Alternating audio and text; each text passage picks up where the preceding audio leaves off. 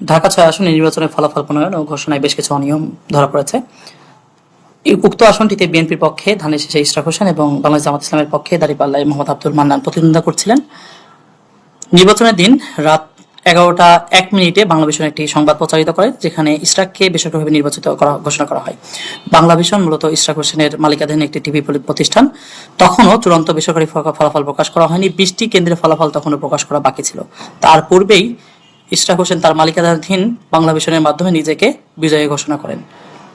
আমরা যদি এই নির্বাচনের আরো কিছু অনিয়মগুলো দেখে আসি, আমরা বিভিন্ন কেন্দ্রভিত্তিক অনিয়ম, যে কেন্দ্রভিত্তিক সিট আমাদের হাতে এসেছে সেখানে বেশ কিছু অনিয়ম দেখা গেছে।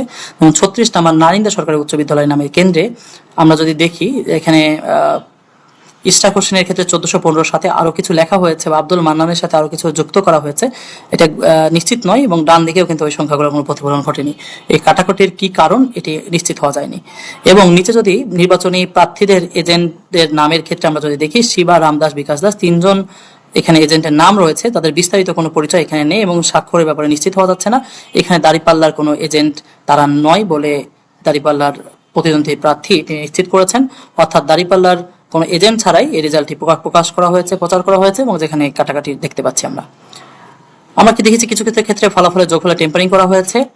৩ সিদ্দিক বাজার কমিউনিটি সেন্টারে যে কেন্দ্রটি রয়েছে, মোহাম্মদ আব্দুল মান্নানকে 450টি ভোট দেখানো হয়েছে, যদিও এখানে একটা কাটাকাটির আমরা লক্ষ্য করতে পাচ্ছি।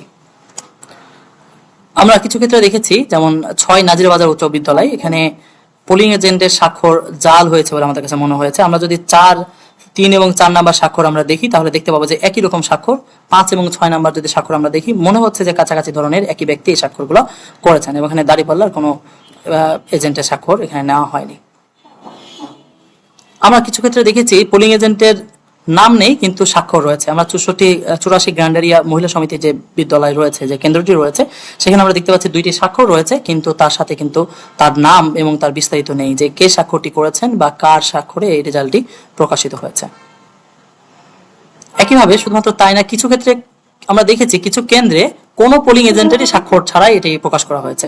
যেমন 29 সেন্ট্রাল ওমেন কলেজ, এইখানে কোনো এজেন্টেরই স্বাক্ষর নেওয়া হয়নি। তা সত্ত্বেও মোহাম্মদ লতিফুল ইসলাম, তিনি প্রিজাইডিং অফিসার, তিনি স্বাক্ষরিত করে এই রেজাল্টটি প্রকাশ করেছেন। আমরা আরেকটি দেখতে পাচ্ছি 46 মিতালি উচ্চ বিদ্যালয়, সেক্ষেত্রে আমরা একই ক্ষেত্রে দেখতে পাচ্ছি প্রিজাইডিং অফিসার তিনি স্বাক্ষরিত করেছেন, অথচ কোনো পোলিং এজেন্টের স্বাক্ষর নেওয়া হয়নি এবং সেক্ষেত্রেও কোনো পক্ষ কিংবা তার পরিচয় কিংবা বিস্তারিত উল্লেখ করা হয়নি। কিছু ক্ষেত্রে আমরা লক্ষ্য করেছি দাঁড়িপাল্লার পোলিং এজেন্টের নাম এবং স্বাক্ষর নেই। আমরা যদি লক্ষ্য করি 42 সেন্ট জোসেফ ইন্টারন্যাশনাল স্কুল, সেখানে একটি মাত্র পোলিং এজেন্টের স্বাক্ষর আছে, দাঁড়িপাল্লার কোনো এজেন্টের স্বাক্ষর নেওয়া হয়নি। অথচ প্রার্থী নিশ্চিত করেছেন তিনি প্রত্যেকটা কেন্দ্রে তার এজেন্ট ছিলেন, অথচ তাদের এজেন্টকে স্বাক্ষর না নিয়ে এই রেজাল্টগুলো প্রকাশ এবং প্রচার করা হয়েছে।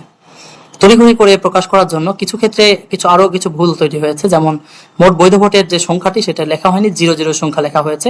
এখানে বোঝা যাচ্ছে যেটা একটা অমনোযোগিতা এবং তড়িঘড়ি করা হয়েছে। এখানে জাতীয় পরিচয়পত্র বা অন্যান্য বিষয়গুলো বিভিন্ন ক্ষেত্রে উল্লেখ করা হয়নি। এই ক্ষেত্রেও ৭৯ দয়াগঞ্জ সরকারি কলেজ, সেখানেও এই টোটাল সংখ্যাটি উল্লেখ করা হয়নি এবং এই ধরনের তড়িঘড়ি করা হয়েছে।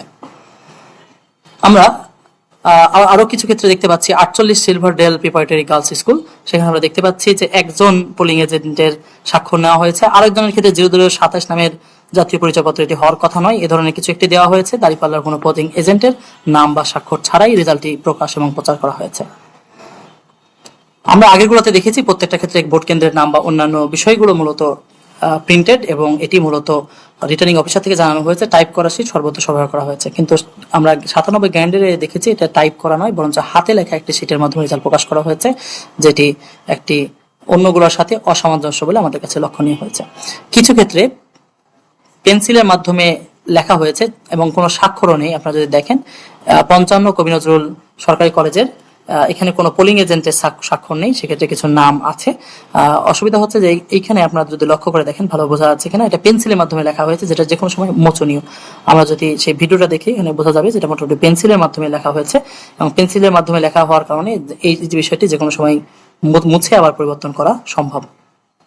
কিছু ক্ষেত্রে আমরা দেখেছি যে এখানে কার্বন কপি ব্যবহার করা হয়েছে এবং কার্বন কপিতে স্বাক্ষর আবার মূল স্বাক্ষর ব্যবহার করা হয়েছে।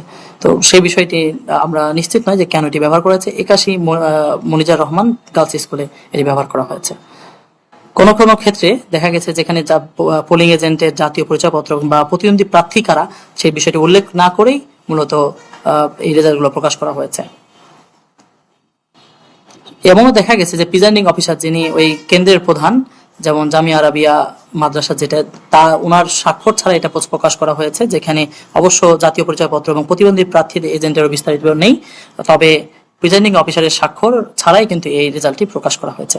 সামগ্রিকভাবে আমরা দেখতে পাচ্ছি যে কিছু কিছু কেন্দ্রে রেজাল্ট কাটাকাটি করা হয়েছে, যোগফলে কাটাকাটি করা হয়েছে। কিছু ক্ষেত্রে আমরা দেখেছি কোনো পোলিং এজেন্টেরই স্বাক্ষর নেই, কিছু ক্ষেত্রে দেখেছি যে আমরা প্রিজাইডিং অফিসারের স্বাক্ষর নেই, কিছু ক্ষেত্রে দেখেছি যে একজনের স্বাক্ষর আছে, কিছু ক্ষেত্রে দেখেছি জাল স্বাক্ষর তৈরি করা হয়েছে, কিছু ক্ষেত্রে আমরা দেখেছি যে পোলিং এজেন্টের বিস্তারিত নেই, কিছু ক্ষেত্রে দেখেছি দাঁড়িপাল্লার এজেন্টের স্বাক্ষর নেই।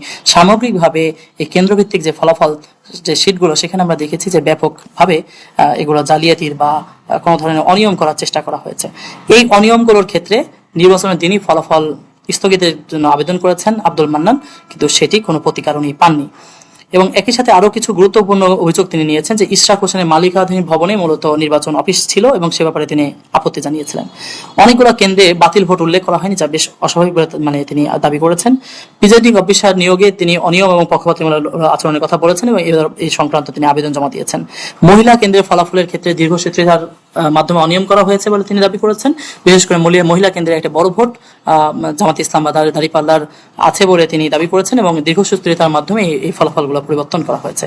এবং একই সাথে ইশরাক হোসেন তাকে নিজেকে বিজয়ী ঘোষণা করেছেন, তখনও 20টি কেন্দ্রে কোনো ফলাফল আসেনি। এমত অবস্থায় তিনি আবেদন করেছেন 12 তারিখ দিবাগত রাতে তিনি আবেদন করেছেন এবং দিলেও সে ব্যাপারে কোনো ব্যবস্থা নেওয়া হয়নি।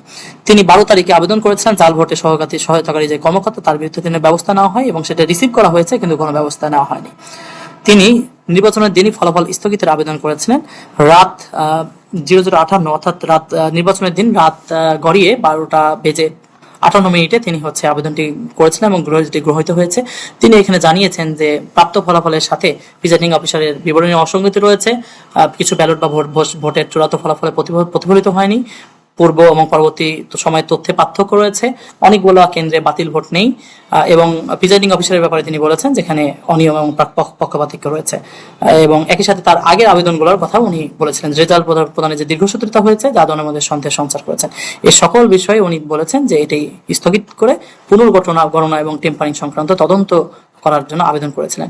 অথচ তার আবেদনের ক্ষেত্রে উনি জাতীয় পত্রপত্রিকায় তার আবেদনের বিষয়টি প্রকাশিত হলেও সে বিষয়ে কোনো তোয়াক্কা না করে এর ফলাফল তার পরের দিন মূলত রাত 12:58 উনি এই আবেদনটি করেছিলেন। 13 তারিখ সকাল, অর্থাৎ 12 তারিখ রাত 12:58। তারপরে একদিন পরে মূলত এই গেজেটটি প্রকাশিত করা হয়েছে, যেখানে ইশরাক হোসেনকে বিজয়ী ঘোষণা করা হয়েছে, অর্থাৎ তার আবেদনের কোনো তোয়াক্কা বা কোনো ধরনের তদন্ত না করেই মূলত গেজেট প্রকাশ করা হয়েছে, যেখানে অনেকগুলো কেন্দ্রে অনিয়মের খবর রয়েছে। এর আগে উনি 12 জানুয়ারি 2026 উনি অফিস স্থানান্তর এবং স্টাফদের বদলির জন্য আবেদন করেছিলেন তার আইনজীবীর মাধ্যমে। তার আইনজীবী মোহাম্মদ অ্যাডভোকেট আসাদুল্লাহ, তিনি সুপ্রিম কোর্টের একজন আইনজীবী, তার মাধ্যমে তার প্রার্থী জানিয়েছেন ঢাকা 6-এর সকল নির্বাচনী কর্মকর্তার কার্যালয় দিগন্ত টাওয়ার 12/1 অবস্থিত, যেটি সদস্য প্রার্থী ইঞ্জিনিয়ার মোহাম্মদ ইশরাক হোসেনের উত্তরাধিকার সূত্রে প্রাপ্ত। অর্থাৎ একজন প্রার্থীর বিল্ডিং এ মূলত এই নির্বাচনী কার্যক্রমগুলো পরিচালিত হচ্ছে। এক্ষেত্রে নির্বাচন সংক্রান্ত যে গোপনীয় নথিপত্র আছে, ব্যালট পেপার রয়েছে, অমোচনীয় কালি রয়েছে বা অন্যান্য যে সমস্ত বিষয়াদি রয়েছে, সে ব্যাপারে নিরপেক্ষতা বজায় থাকবে কিনা, এবং এখানে দীর্ঘদিন ধরে যারা অফিস করেছেন, যারা ভাড়াটিয়া হিসেবে ছিলেন, তার সাথে যিনি মালিক তার একটা সম্পর্ক থাকতে পারে। সে জায়গায় যারা এই অঞ্চলে দায়িত্ব পালন করেছেন তাদেরকে বদলি করার জন্য, নির্বাচনী পরিবেশ তৈরি করার জন্য 1 মাস আগেই মূলত তার অ্যাডভোকেটের মাধ্যমে মোহাম্মদ আব্দুল মান্নান আবেদন করেছিলেন। এবং শুধুমাত্র তাই না, 14 তারিখ আবেদনের পরে আবারও তিনি 21 তারিখ বিভাগীয় কমিশনে গেছেন এবং প্রথম আলোটা নিউজে আমরা দেখতে পাচ্ছি তিনি বলছেন যে এই ব্যালটগুলো বা অন্যান্য যে বিষয়গুলো, সংবেদনশীল বিষয়গুলো রয়েছে, উপকরণের নিরাপত্তার ঝুঁকি পড়তে পারে এবং সেক্ষেত্রে এ ধরনের নির্বাচনের স্বচ্ছতার ব্যাপারে তিনি বলেছেন। 21 তারিখে যখন তিনি গিয়েছেন, তিনি জেনেছেন যে তিনি যে আবেদন করেছিলেন সেটি পাওয়া যাচ্ছে না এবং এর ফলশ্রুতিতে আবারও আবারও ওই কপির প্রেক্ষিতে পরবর্তীতে একটি ব্যবস্থা নেওয়া হয়। তিনি অন্যান্য নিউজগুলোতেও, সমকাল বা অন্যান্য নিউজগুলোতে এই ব্যাপারে বিস্তারিত এসেছে এবং সেক্ষেত্রে 21 তারিখে তার যাওয়ার পরে মূলত রিটার্নিং অফিসার বা বিভাগীয় কমিশনারের কার্যালয় থেকে একটি চিঠির ইস্যু হয়। সেক্ষেত্রে এই আবেদনটি প্রয়োজনীয় ব্যবস্থা গ্রহণের জন্য প্রেরণ করা হয়, অথচ তারপরেও কিন্তু এর কোনো ব্যবস্থা নেওয়া হয়নি। অর্থাৎ একজন প্রার্থীর বাসায় বসে নির্বাচনী কার্যক্রম পরিচালনা করা হয়েছে। এত নিরাপত্তা বা এত এ বিষয়ে ঝুঁকি থাকা সত্ত্বেও, প্রতিদ্বন্দ্বী প্রার্থীর আবেদন থাকা সত্ত্বেও এ বিষয়ে কোনো কর্ণপাত করা হয়নি। একসাথে তিনি 2 তারিখেও রিটার্নিং অফিসারের সাথে দেখা করে লিখিত অভিযোগ দিয়েছেন। তার পক্ষে এজেন্ট মাহবুবুর রহমান নির্বাচনের পরিবেশে এবং বাধার অভিযোগ দিয়েছেন লিখিতভাবে। 11 তারিখে তিনি সহিংসতার অভিযোগ তুলেছেন এবং সে বিষয়ে তিনি সংবাদ সম্মেলন করেছেন, বিস্তারিত বিভিন্ন সংবাদে প্রচারিত হয়েছে। শুধুমাত্র তাই না, 11 তারিখ প্রিজাইডিং অফিসারের উপর হামলা হয়েছে এবং যেটি ইশরাকের আসনে মূলত বিএনপির পক্ষ থেকে এটা হামলা হয়েছে বলে বিভিন্ন পত্রপত্রিকায় এসেছে এবং তার ভিডিওগুলো বিভিন্ন জায়গায় প্রচারিত হয়েছে।